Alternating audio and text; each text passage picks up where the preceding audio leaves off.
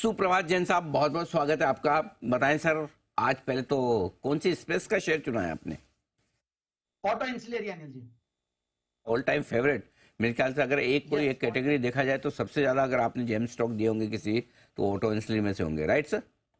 Yes, auto ancillary and IT, mid cap IT stocks. Mid cap item. चलिए बताएं sir, कौन सा stock आज चुना है और क्यों, और क्या है टारगेट्स?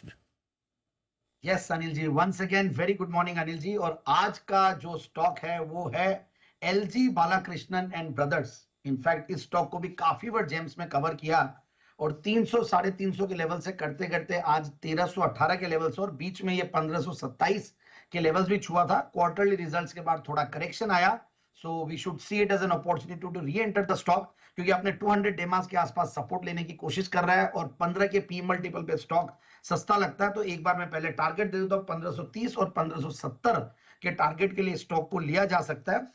एक बहुत पुरानी कंपनी, और जैसा अनिल जी ने पूछा कि auto ancillary, yes, one of my favourite sectors है ऑटो इंसुलरी।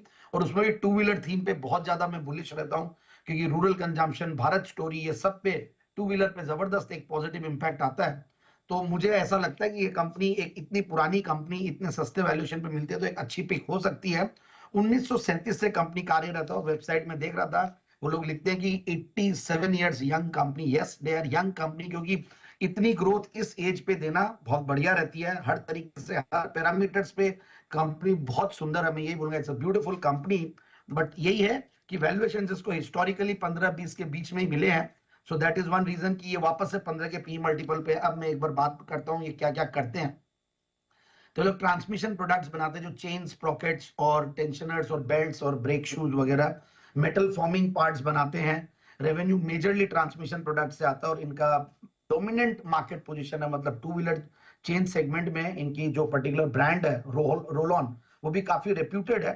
तो इसीलिए, और ओईएम्स को ये लोग सप्लाई करते हैं। 23 करीब प्लांट्स है इंडिया में, मतलब ऑलमोस्ट महाराष्ट्र, राजस्थान, उत्तराखंड, अलग अलग सारे चारों दिशाओं में है। सो दैट एक लॉजिस्टिकली बहुत जबरदस्त वो रहता है, क्योंकि हर जो टू व्हीलर मैन्युफैक्चर होते हैं उसके आसपास रहने से वो कॉस्ट, ट्रांसपोर्टेशन कॉस्ट को बचाते हैं, लॉजिस्टिक्स फ्रंट पे वो रहता है। और रिप्लेसमेंट सेगमेंट में भी अच्छा खासा इनका वॉल्यूम है। कैपेक्स से करते जाते हैं। मैं इनकी क्रेडिट रेटिंग देख रहा था, which is again very good, credit rating strong है। अब मैं फंडामेंटल्स पे आता हूं। 15 का पी मल्टीपल, 23 का रिटर्न ऑन कैपिटल एम्प्लॉयड, एक नेग्लिजिबल डेट्स वाली कंपनी, 18% का रिटर्न ऑन इक्विटी। पिछले 3 साल में प्रॉफिट की कैगर 30% रही है, सेल्स की कैगर 13-14%।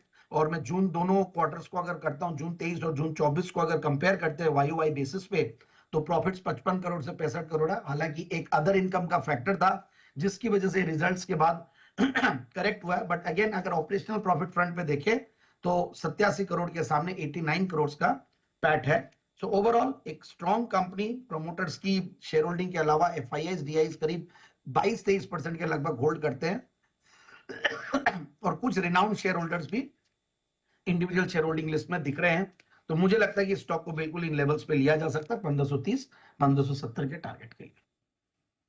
ओके, तो ये है आपके लिए 1530 और 1570 दो लेवल्स लेकर चले आप निवेश के लिए। आज से एलजी बालाकृष्णन, ये है स्टॉक जो जैन साहब को है पसंद। थोड़ी सी कमजोरी ऊपरी स्तरों से फिर से आती दिखी है। निफ्टी अब 30 अंक नीचे,